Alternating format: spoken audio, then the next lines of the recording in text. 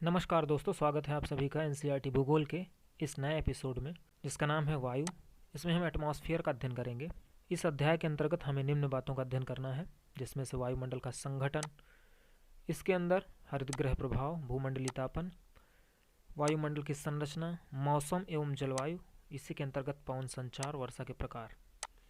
इनमें से ये इस चैप्टर का पहला पोर्शन है, पहला वीडियो है। इस वीडियो में हमने इन 4 चीज़ों को कवर करवाया है, वायुमंडल की संरचना तक। और इसके बाद जो इसका अगला पोर्शन होगा पार्ट बी में, उसमें हम मौसम एवं जलवायु और ये 3 टॉपिक कवर करेंगे। तो चलिए प्रारंभ करते हैं वायुमंडल के संगठन से। चैप्टर स्टार्ट करने से पहले हमें सबसे पहले वायुमंडल के बारे में जानना है कि वायुमंडल क्या है। तो मान लेते हैं कि ये पृथ्वी है और इस पृथ्वी के चारों ओर गैसों का एक आवरण फैला हुआ है, जो हमारी पृथ्वी को कंबल की तरह लपेटे हुए है। इस तरह का जो आवरण है उसी को वायुमंडल कहा जाता है। और ये जो वायुमंडल है तो विभिन्न प्रकार के गैसों का मिश्रण है। तो चलिए पहले टॉपिक में हमें जानना है कि कौन कौन सी ऐसी गैसें हैं जिससे मिलकर के हमारा वायुमंडल बना हुआ है। इसमें चित्र के माध्यम से आप समझ रहे हैं कि ज़्यादा मात्रा में जो हमारी हवा है वो किस रूप में पाई जाती है, नाइट्रोजन के रूप में पाई जाती है। 78% वायुमंडल में नाइट्रोजन पाई जाती है। इसका एक बड़ा हिस्सा 21% के आसपास ऑक्सीजन का होता है। और इसके बाद एक तीसरा बड़ा हिस्सा जो है आर्गन का होता है, 0.93% के आसपास। और इसके बाद फिर बाकी सारी छोटी छोटी गैसें हैं वो उस परसेंटेज में पाई जाती हैं, जो ये ब्लू कलर से दिखाया गया है। इन छोटे मात्रा में जो गैसें पाई जाती हैं, इनमें सबसे ज़्यादा इंपॉर्टेंट जो गैस है वो आपकी कार्बन डाइऑक्साइड है।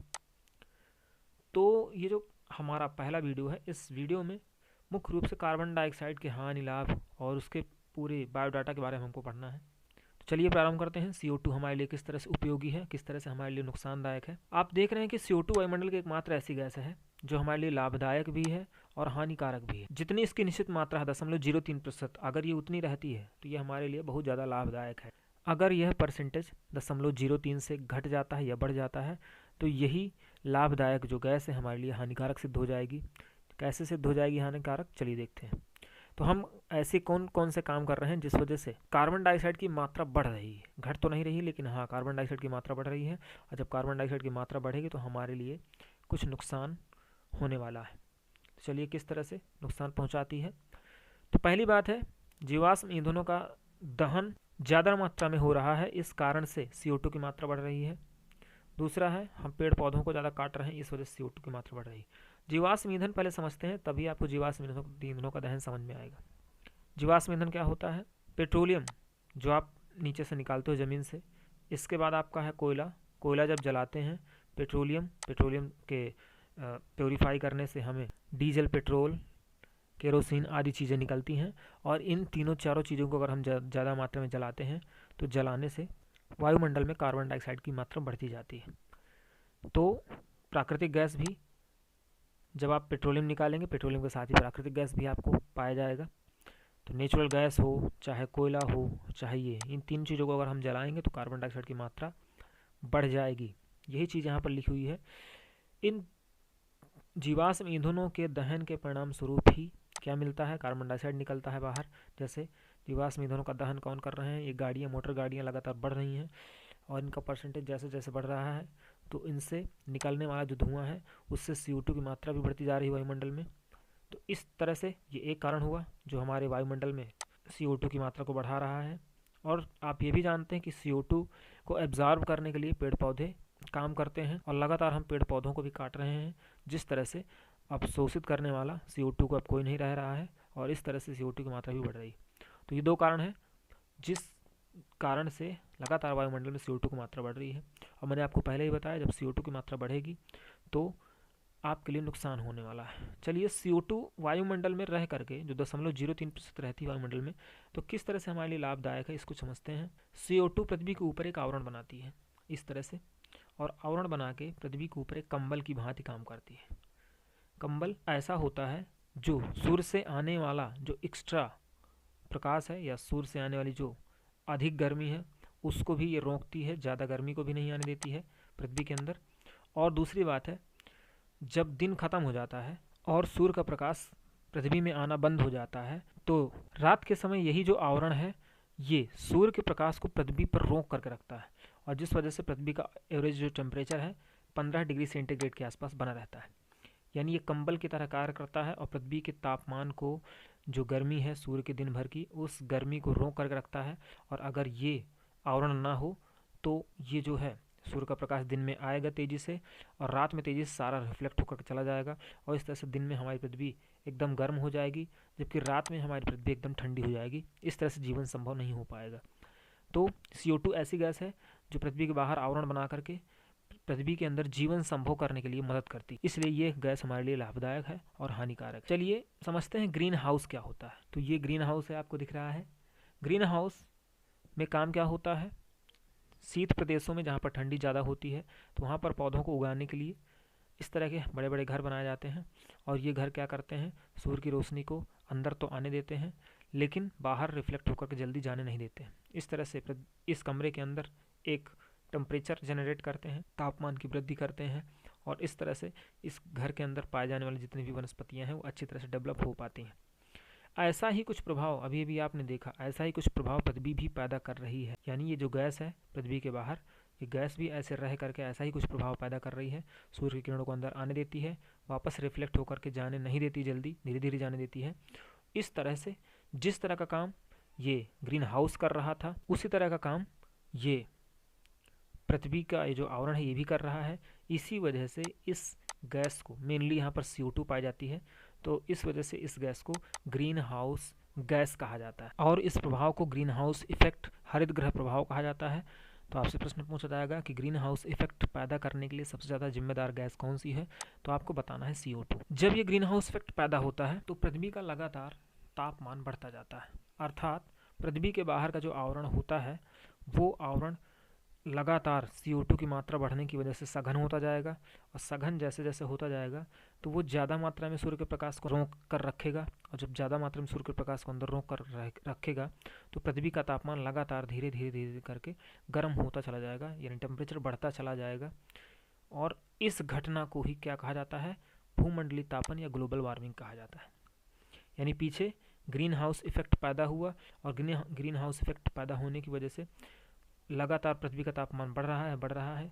इस लगातार पृथ्वी के तापमान को बढ़ने को ग्लोबल वार्मिंग या भूमंडलीय तापन कहा जाता है। इससे बेनिफिट क्या होता है या नुकसान क्या होता है, तो चलिए, बेनिफिट कुछ नहीं होने वाला है, हमें नुकसान होने वाला है।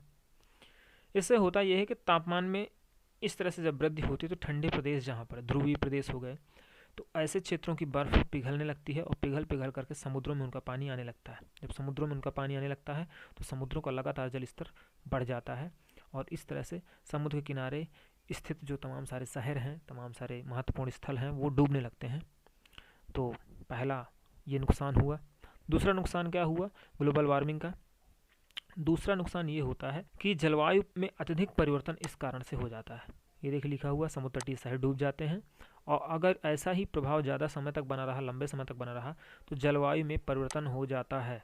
देख रहे हैं, अपने आसपास के क्षेत्रों में आप अपने बुजुर्गों से संपर्क कर सकते हैं, उनसे पता कर सकते हैं, पूछ सकते हैं, वो खुद ही आपको बताएंगे कि आज से 20 साल पहले, 25 साल पहले किस तरह से बारिश हुआ करती थी, और बारिश में अब लगातार परिवर्तन आया है।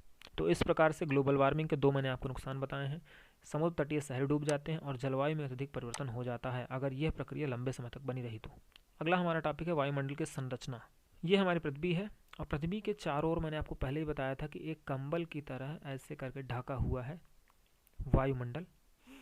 तो इस वायुमंडल को हम कई परतों में बांटते हैं। इनके नाम लिखे हुए हैं नीचे से ऊपर की ओर बढ़ते हुए क्रम में: क्षोभ मंडल, समताप मंडल, मध्य मंडल, आयन मंडल, बहिर्मंडल। हालांकि यहाँ पर थर्मोस्फीयर लिखा हुआ है, थर्मोस्फीयर का ही एक पार्ट होता है आयनोस्फीयर यानी आयन मंडल। इनके नीचे से ऊपर की ओर हिंदी और अंग्रेजी दोनों में आपको नाम याद करना पड़ेगा। ये वायुमंडल की संरचना है। अब एक एक करके हमें पढ़ना है। क्षोभ मंडल के एवरेज जो हाइट है वो देख लीजिएगा 13 किलोमीटर के आसपास। मुख्य बात यह है कि मौसम संबंधी जितनी भी घटनाएं होती हैं वो इसी मंडल में संपन्न होती हैं, चाहे वर्षा हो रही हो, चाहे कोहरा, चाहे ओलावृष्टि, आंधी तूफान, जितना भी आएगा, चक्रवात आएगा, सब इसी मंडल में होता है। ऐसा क्यों? क्योंकि नाम से आप समझ जाइए, क्षोभ का मतलब ही होता है गुस्सा, यानी वायुमंडल का जितना भी गुस्सा है, गुस्से वाली चीज़ें हैं, बारिश तूफान, ये सब चीज़ें हैं, वो सब इसी मंडल में संपादित होता है। इस वजह से इसको क्षोभ मंडल कहा जाता है। अगला हमारा मंडल है समताप मंडल। इस चित्र के माध्यम से समझते हैं समताप मंडल को। पृथ्वी के जैसे जैसे पृथ्वी गर्म होती है और पृथ्वी के ऊपर जैसे जैसे आप बढ़ते जाएंगे तो तापमान लगातार कम होता चला जाएगा, ठीक है। लेकिन इधर आपको ध्यान रखना कि इधर सूरज भी है और सूरज के नज़दीक जैसे जैसे बढ़ते जाएंगे वैसे वैसे तापमान फिर से लगातार बढ़ने लगेगा। यानी एक ऐसी बीच में सरफेस होती है स्ट्रेटोस्फेयर, जहाँ पर क्या होता है कि पृथ्वी से ऊपर जाने पर तापमान घटना जो है बंद हो जाता है और यहाँ से फिर आगे जाने पर, पृथ्वी से ऊपर जाने पर तापमान फिर लगातार बढ़ने लगता है।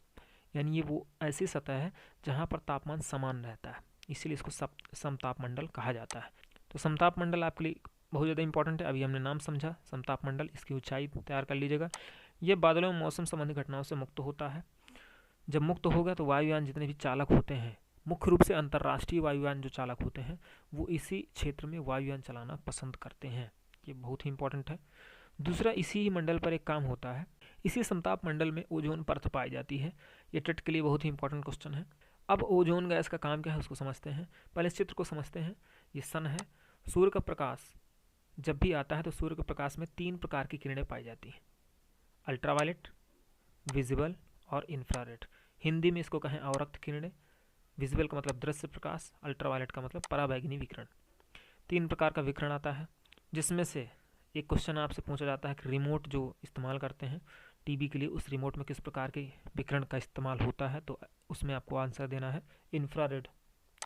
विजिबल, विवग्योर को आपने पढ़ा होगा, वैनी आह पीनाला को पढ़ा होगा, ठीक है। ये देखिए 7 रंग से बना हुआ है, बैगनी, नी से नीला, आ से आसमानी, हा से हरा, पी से पीला, ना से नारंगी, ला से लाल। वैनी आह पीनाला हिंदी में, इसको विवग्योर भी इंग्लिश में कह सकते हैं। अल्ट्रावायलेट की बात पहले हम कर लेते हैं। ये प्रश्न भी पूछा गया है टेट में। अल्ट्रावायलेट 3 प्रकार की वेव्स होती हैं, अल्ट्रावायलेट ए, बी और अल्ट्रावायलेट सी। इन तीनों के बारे में हम आगे डिटेल से पढ़ेंगे। पहले यहाँ पर देखिए, तो ये जो ओजोन परत होती है, समताप मंडल में पाई जाने वाली ओजोन परत, ये पराबैंगनी विकिरण से किससे हमारी सुरक्षा करती है? इससे सुरक्षा करती है, अल्ट्रावायलेट से, ठीक है। क्योंकि ये हमारे लिए लाभदायक भी है और ज़्यादा मात्रा में हानिकारक भी है। अगर इसकी एक निश्चित मात्रा हमें मिलती है तब तो ये हमारे लिए लाभदायक है, लेकिन अगर यह ज़्यादा मात्रा में हमारे शरीर में पहुँचने लगी तो हमारे लिए नुकसानदायक। तो अल्ट्रावायलेट जो वेव्स आ रही हैं सूर्य के प्रकाश में पाई जाने वाली, इन प्रकाश की किरणों से हमारी रक्षा कौन कर रहा है? ओजोन परत कर रही है। और अगर ओजोन परत को हम कमज़ोर कर देंगे या तोड़ देंगे ओजोन परत को, तो हमारे लिए दिक्कत खड़ी होने वाली है। तो चलिए उसको आगे हम देखते हैं। तो अल्ट्रावायलेट के बारे में जानते हैं आगे। ये देखिए चित्र के माध्यम से, अल्ट्रावायलेट जो रेज है वो 3 प्रकार की होती है, ए बी सी, जिसमें से अल्ट्रावायलेट सी कम दूरी तक आई है, बी और थोड़ा ज़्यादा दूर तक आई है, और जो अल्ट्रावायलेट ए है वो सबसे ज़्यादा दूर तक आई है। इसका मतलब और आगे समझते हैं। ये हमारी त्वचा है। त्वचा 3 परतें हैं त्वचा में, एपिडर्मिस है, डर्मिस है और हाइपोडर्मिस है, जिसमें से अल्ट्रावायलेट जो सी है वो सिर्फ हमारे एपिडर्मिस तक ही टच करती है, ज़्यादा हमको हार्म नहीं पहुंचाती है। अल्ट्रावायलेट जो बी है थोड़ा सा डर्मिस तक पहुंच गई है, और अल्ट्रावायलेट जो ए है वो आपकी हाइपोडर्मिस को छूने वाली है, यानी डर्मिस के अंदर तक पहुंच गई है। जब डर्मिस के अंदर तक पहुंच जाएगा तो क्या हार्म होगा, चलिए जानते हैं। आप देख रहे हैं कि यूवीसी जो है ये जब आएगी तो इसलिए अंदर ज़्यादा नहीं आ पा रही है, क्योंकि इसको ओजोन और ऑक्सीजन इस तरह की तमाम सारी चीज़ें अगर ऐसे इसको एब्जॉर्ब कर लेती हैं, ये अंदर नहीं आ पाती है। यूवीबी जो है लिखा हुआ है, reach the surface are the primary cause of sunburn and skin cancer. और जब ये यूवीबी आ जाती है तो अभी आप पीछे बताया गया कि स्किन में टच हो जाएगी, जब टच हो जाएगी तो हमारे लिए सनबर्न और जो स्किन कैंसर के प्राइमरी काज हैं, कारण है, उनको पैदा कर देती है, ठीक है। इससे बचने के लिए हमारे पास तमाम सारे सनस्क्रीन्स होते हैं, तमाम सारी क्रीमें होती हैं, उनसे हम इसका बचाव कर सकते हैं। लेकिन यूवीए जो है ये क्या करती है? Not absorb by the ozone layer, ये ओजोन लेयर के द्वारा एब्जॉर्ब नहीं की जा पाती है। These rays penetrate deep into the skin and contribute to premature ageing and skin cancer. तो स्किन कैंसर और जल्दी ही आपकी त्वचा को, मतलब बूढ़ा आपको दिखाने लगेंगी और स्किन कैंसर पैदा कर देंगी। तो सबसे ज़्यादा खतरनाक प्रश्न टेट में पूछा गया है कि इन तीनों प्रकार की किरणों में अल्ट्रावायलेट जो वेव्स होती हैं, कौन सी सबसे ज़्यादा खतरनाक है हमारे लिए? तो सबसे ज़्यादा खतरनाक कौन सी हुई? अल्ट्रावायलेट ए। हालांकि कुछ उपचार हैं, इनके माध्यम से हम इसको रोक सकते हैं। तो इस तरह से ये क्वेश्चन था, इसलिए मैंने आपको इसको चित्र के माध्यम से समझा दिया है। तो होता क्या है, हमारे वायुमंडल में पाई जाती है ओजोन परत। ओजोन परत को हम कैसे नुकसान पहुंचा रहे हैं, हम लगातार CFC वायुमंडल में भेज रहे हैं। CFC क्लोरोफ्लोरोकार्बन है। क्लोरोफ्लोरोकार्बन को बाद में हम डिटेल से पढ़ेंगे।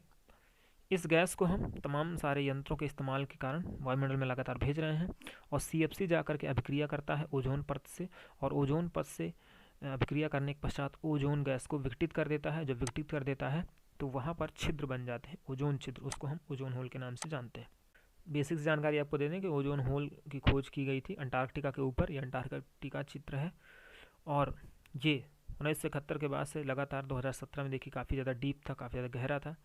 लेकिन अब हमारे लिए एक गुड न्यूज़ ये है कि अब 2017 के बाद लगातार प्रयास किए जा रहे हैं सरकार के द्वारा, अंतर्राष्ट्रीय संस्थाओं के द्वारा।